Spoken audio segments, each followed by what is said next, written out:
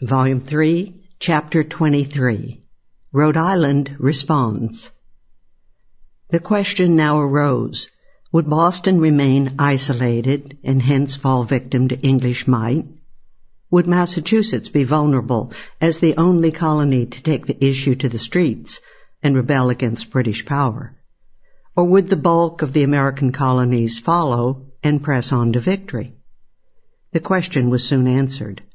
As soon as the inspiring news of August 14 was heard, Rhode Island, always libertarian, always indomitable, leaped to follow Boston's example.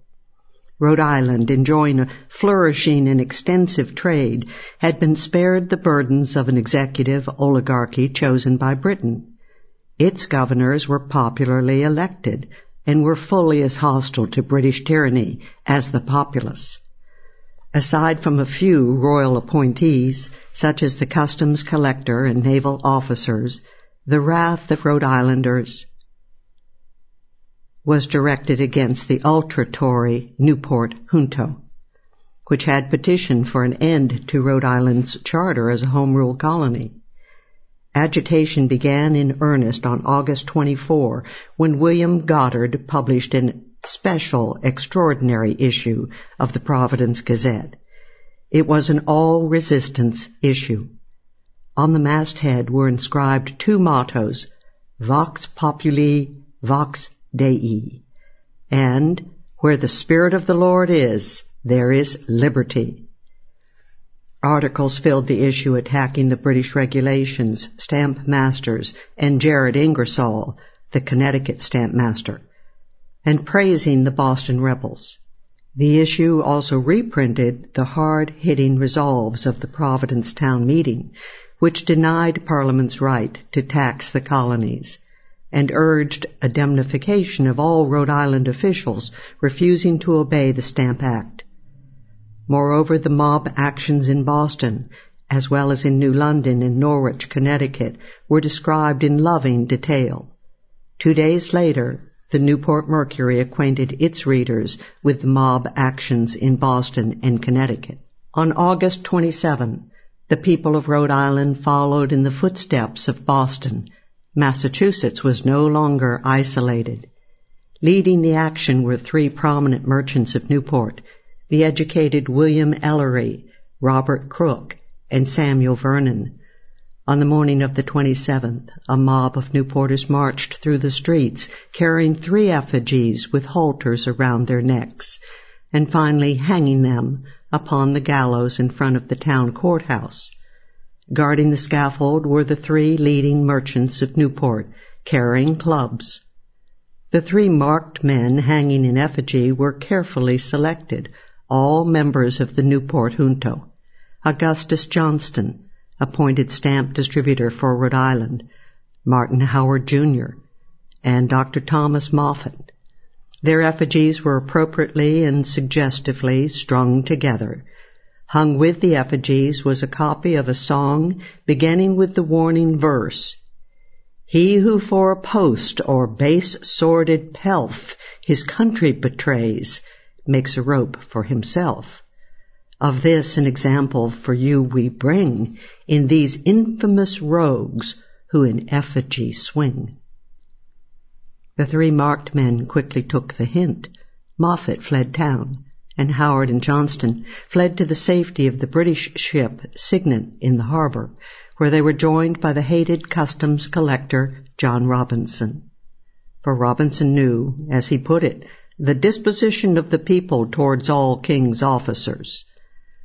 The crowd then cut down the effigies and burned them in a bonfire. Nothing more was done that night, and the Tories returned to a supposed calm. But the next day news of the second great Boston riot reached the Newporters, who determined not to lag in the libertarian cause. That evening a group of men headed by Samuel Crandall buffeted Robinson a bit on the street. When the group was then arrogantly chastised by Martin Howard, he thereby provided the needed spark for provoking the Newporters into direct action. A mob quickly gathered, and gave Howard's house the treatment that their Boston confrères had meted out to Hutchinson's. The mob had tasted action. They proceeded to the houses of their other mortal enemies. Dr. Moffat's house was razed. Each house, in turn, of the British and Tory leaders was visited, and each of the men was eagerly sought by the mob. But all of them had escaped to the Signet. Augustus Johnston wanted to stand fast, but thought better of it, and fled when informed that the crowd would present him with the choice of resigning his post or being lynched on the spot. Johnston's house was visited, and only spared when his friends assured the mob that the absent stamp distributor would resign his office the next day. The revolutionary upsurge of August 28 proved brilliantly effective. His friends and family threatened as well as himself, Johnston kept his pledge and resigned his post the next day. Howard and Moffat decided to leave the dust of Newport behind them and sail back to England without even returning to shore.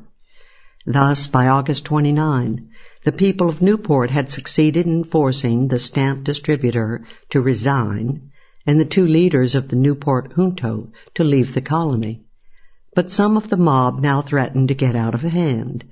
John Webber, a young Englishman recently arrived in Rhode Island, had actually led the mob the night before, and he now wanted more action. Webber began to insult the very merchants who had induced him to lead the previous night's riot.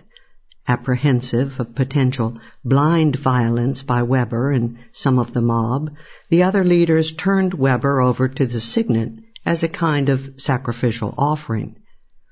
This betrayal of their former comrade to the British was a grave tactical as well as moral error by Ellery, Vernon, and others, who were soon to form the Newport Sons of Liberty.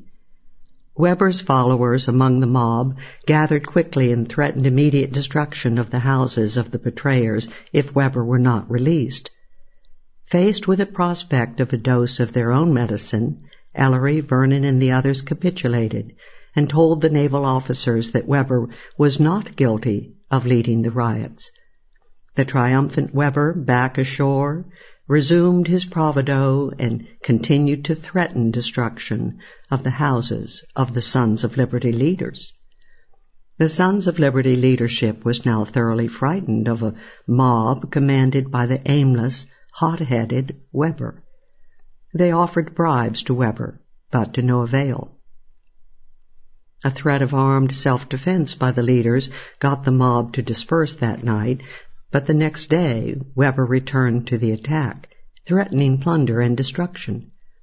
Finally, none other than Augustus Johnston saved the day by courageously seizing Webber and carting him off to jail. The mob surprisingly did not react, and for a while Newport was safe from the wanton destruction threatened by John Webber.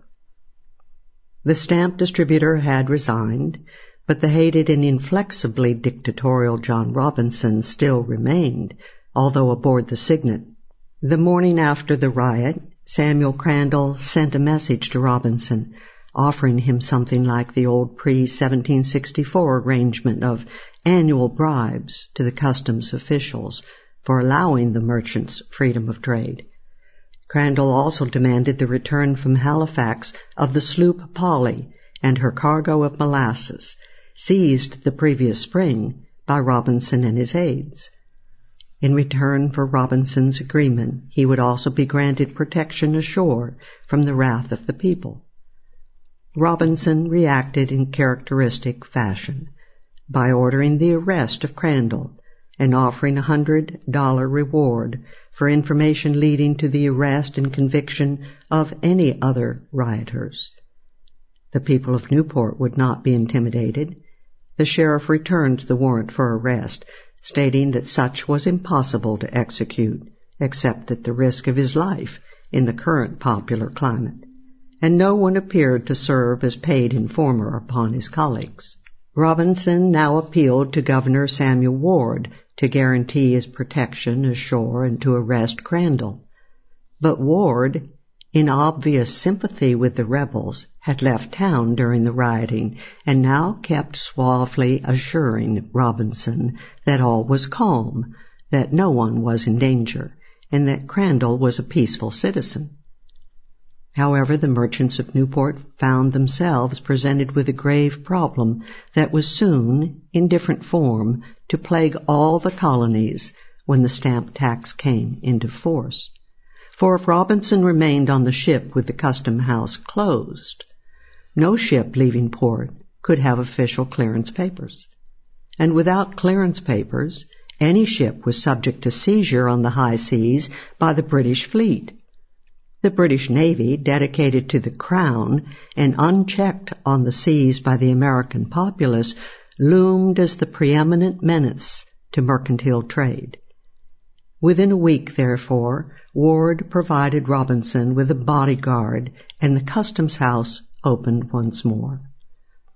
The port might be open, but as November 1 approached, John Webber remained in jail, a constant potential of trouble to the citizens of Newport. The sheriff, indeed, was repeatedly threatened with harm if Webber were not released. On November 1, the Sons of Liberty organized a peaceful demonstration against the Stamp Act, taking care to avoid any mob violence that might be channeled into a movement to free John Webber. A mock grand funeral of freedom was organized that day, with old freedom arising triumphantly from its coffin. When no rescue party came, Webber, now 2 months in jail, tried to commit suicide in his cell. This attempt touched off a rather feeble effort to rescue Webber, resulting in but 2 of his followers being arrested. The Webber threat was over, but from that time on, the Sons of Liberty made sure of tight control over any direct mass action in Newport. The town of Providence was inspired by the rebellious actions of Newport, and on August 29-30, a crowd hung and burned an effigy of Augustus Johnston. However, with the British officials and Tory junto both in Newport, Providence was on the fringes of the struggle, and could, by such action, only demonstrate its solidarity with its sister city.